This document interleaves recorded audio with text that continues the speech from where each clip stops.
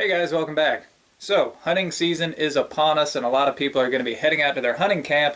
They're going to find their trusty old lantern out there that worked perfect last year is not working this year.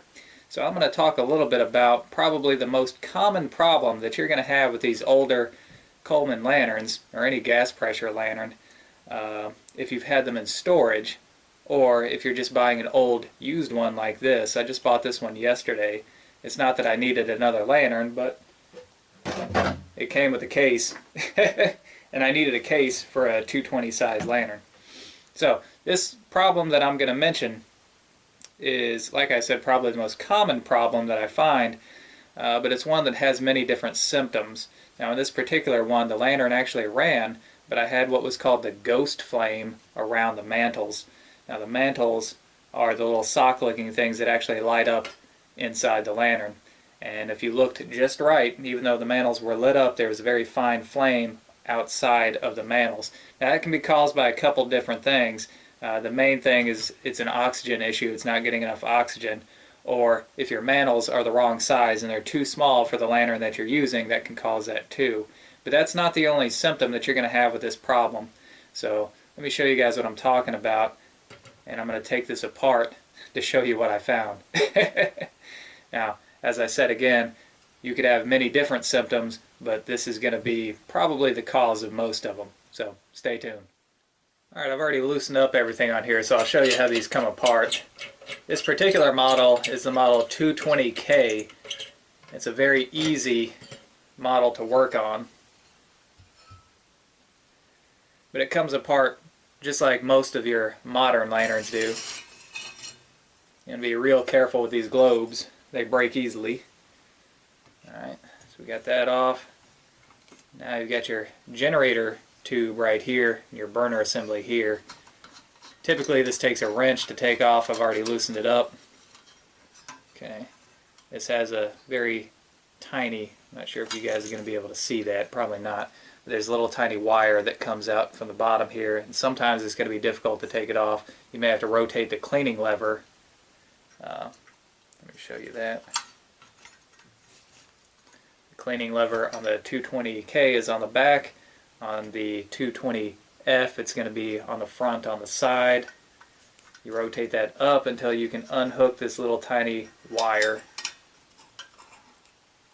and then your generator will come out.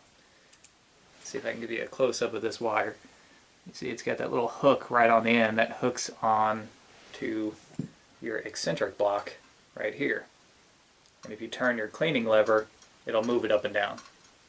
So, right. So now we've got the generator out. There's a little nut that comes off here.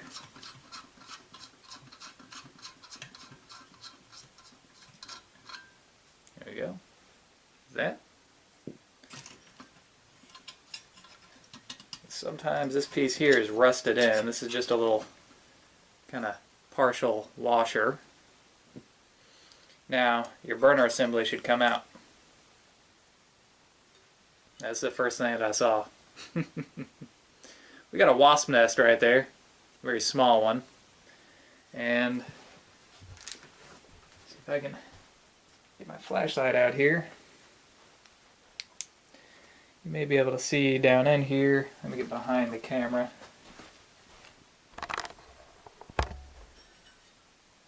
And so here's our wasp nest. I'm just going to go ahead and take that off. Inside your burner, you might be able to see lots and lots of spider webs down in there. That is going to be one of the major causes of this thing not running right. And you got to actually use something like a gun cleaning brush to get all those out. Just compressed air won't do it. But there you go. Alternatively, you might want to look right here and here. Sometimes those get clogged up too. Alright, so now we've got this out. Now this will come off. And now you see our major problem. Yeah. There's a dirt dauber nest in here. Oh, that's just beautiful. There's dead bugs all over the place. Oh yeah. Some spider webs right here. That's just lovely, huh? But that's what you're going to run into. That is the problem that I'm talking about. And it's very, very common. Anytime anyone has had one of these in storage for any length of time, bugs like to build nests in there. And now to take this collar off, we have to take this knob off. Now there's just one little flathead screw on there that holds this on. I'm just going to use a screwdriver on my Swiss Army knife.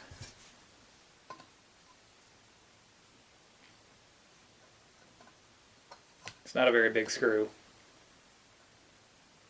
Be very careful with it because you'll lose it easily.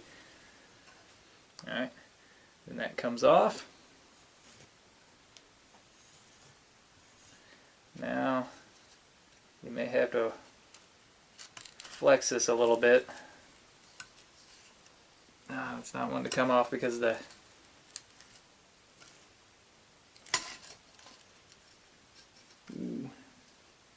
yeah, normally you can kind of flex this collar and just kind of bring it up and around this cleaning lever, but it looks like I'm going to have to break apart this dirt dauber nest first.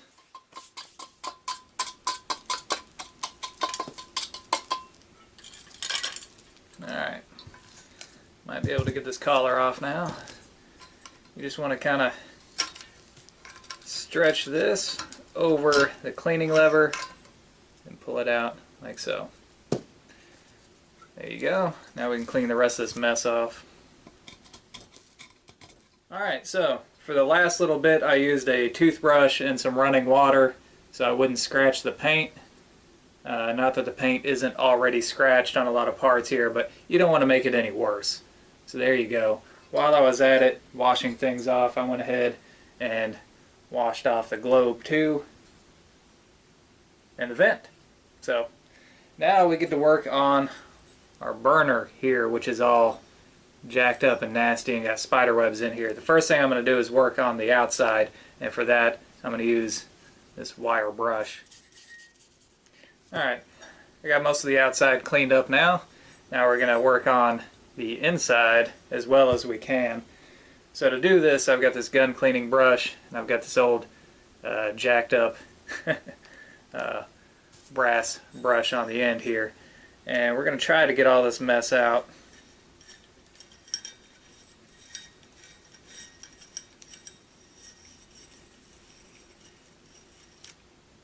Yeah, there you go.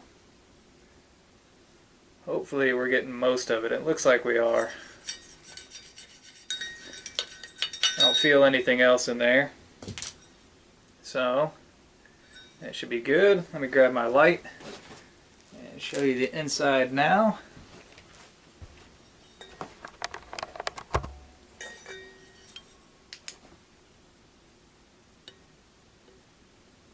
There you go.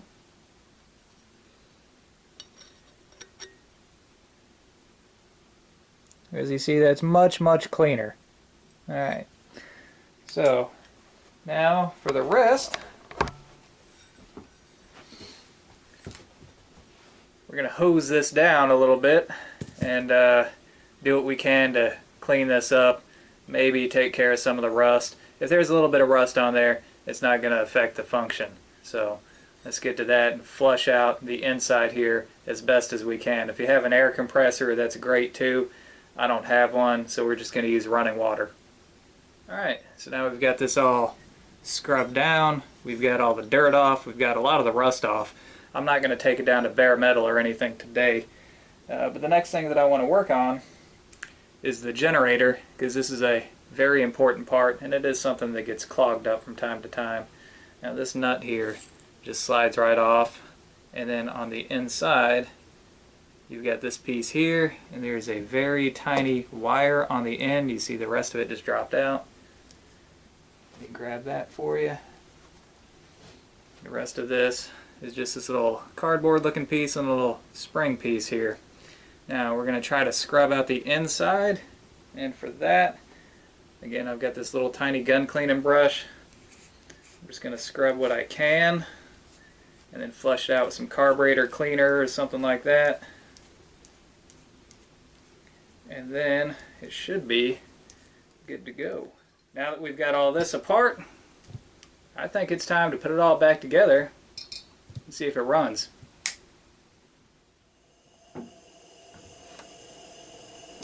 Alright guys, things are running great. All we had to do is clean out 2 handfuls of mess. And that is the most common problem that I see with these, especially whenever I buy one that's been used. Even despite people's best intentions, they make a great home for all kinds of insects. And especially spiders like to get up in the air tubes there. So as soon as you clean those out, things run great.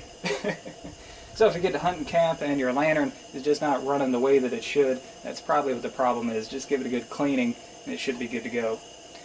Alright guys, that's all the time that I have for today. I hope you enjoyed it. Until next time, thumbs up.